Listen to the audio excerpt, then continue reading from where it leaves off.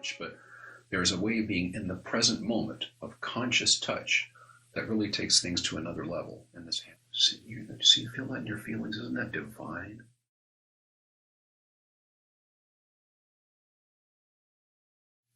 Let's talk a little bit about the other thing we're doing on conscious touch. Okay. Do you want to say something about that? Yeah, there is a way of touching and being touched. There is an art to giving and receiving.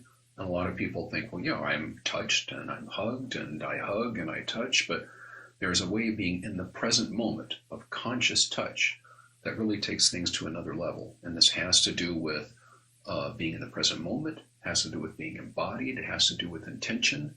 And it sounds very complicated, but it's very simple. Should I do a simple exercise? Why don't you? It has to do with attention, not only intention, but attention. Yes, attention and intention. Why don't you do just a little? Okay, well, why don't you do this? Why don't you put your hand down? I'm going to let you do this yourself. Oh, okay. Right. So I'm going to have you first take a couple of deep breaths. You guys could do this along with us. Take a couple of deep breaths in your stomach and feel your ribs expand as you do that. See if you can feel the breath going down your spine. It doesn't, but you can feel it energetically. As it goes down your spine, see if you can feel what the top of your legs feel like.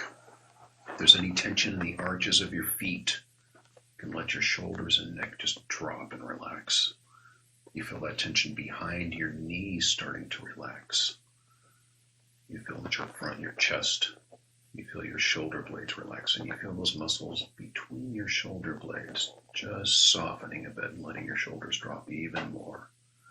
The muscles on the side of your head and the top of your head relaxing as you relax your tongue and gently unhinge your jaw. Another deep breath in. And now slowly, just with your right hand, start to draw a little clockwise circle on your left hand. And see if you can feel what it's like to touch your left hand. Feel that in your fingers. How does it feel to touch your left hand? Touch it like it's someone else's hand. Feel that in your feelings? Isn't that divine? Just that sensation of touching. Let's do that for a second. Stroke your hand however you'd like. Now see if you can feel your left hand being touched. Someone else is stroking your hand. It feels lovely. That's harder. Yeah. It's harder to receive for a lot of people. That's why we teach a lot about receiving. People don't know how to receive. Feel yourself being touched. Now go back to feeling yourself touching. Feel your fingertips touching your hand. And then feel yourself being touched. Feel your hand being stroked by your right hand. Now see if you can feel yourself touching and being touched at the same time. You feel your hand stroking your hand, and you feel your hand being stroked by your hand. Your left hand is being stroked and your right hand is stroking. See if you can concentrate on both of those at the same time. How does that feel? A little bit different? I like it. Yeah. Being pulled into the present moment, paying attention. Your energy and attention go where your touch is. Pay attention to where you're touching. Okay, we can stop. Pay attention to where and how you are touching someone. What a lot of people do is they will see someone who they think is beautiful. They think about touching that person from the time they meet them. They're very attracted to them. Finally, they get to touch their body. When they do, they start thinking about, oh my God, what should I do? Does that feel good? Am I supposed to do this? Do I touch that person over here? Instead of enjoying the act of touching this person in a loving way, with presence and attention. There's more to it, but that's the basis of conscious touch. Being there, directing your attention and your energy to where you're touching or being touched. There's certain ways to feel that and to experience it but that's the basic part. It's beautiful. It's actually G-rated lovemaking skills that are that we're going to be teaching. That these and a lot of other awareness practices that underpin. You know, Tantra is famous for having lots of advanced sexual techniques and so forth. And they're not really going to do anything be more than parlor tricks without this conscious meditative awareness on conscious touch underneath.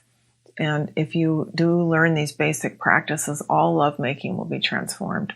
So I like all of these teachings. You know, I have studied Tantra, Karetsa, Taoism, different energetic work that has to do with sex. And yeah, there was a lot of techniques and a lot of breathing and moving and pulling and things. And the way that our practice evolved was really sort of stripping away all of the doing. There's much less doing and just being involved in it. And that's when we really started to move forward and discover the depths that we've discovered. Yeah, the depth of Tantra. Yeah. So, you enjoying this so far? Did you forget to subscribe? Make sure to do so. It takes 2 seconds. Just press that little button, the red one. You know the one. Just press it, little like. All right, enjoy the rest of this content. Yeah. So that's what we try to impart to people. You know, there is a little bit of undoing necessary because we're used to doing, so you have to learn not to do so much and to be a little bit more. But we are conditioned in such a way that it's tough to just do that right out of the box. There's some exercises, some things you can go through to have yourself be here now a little bit more than usual. Yeah, conventional sexuality is about doing this, doing that, and the other. We're not against that. We want to add to that the being quality of sex. Yes, absolutely. So there's doing and being. There's giving and receiving. There's feeling and relaxing, the yin and the yang. So when that's balanced, then people can blossom into their full sexuality and have the sex life of their dreams. It's incredible when you think about, I think about before how much sort of tension and contraction was involved in lovemaking. And, you know, it should be just the opposite. You really should be able to just relax into it. And in full trust. Mentally, physically, spiritually. Just relax into it. Complete trust for the other person. Full trust without all that stuff between you. Because that's what a lot of reasons why people aren't making love anymore is because there's so much unsaid stuff. What we don't always point out, what some people pick up on, is that all of the things that we do, we have different workshops and we have different things that we teach people. All of those things are leading up to this experience of fully trusting another person when you make love with them. Exactly.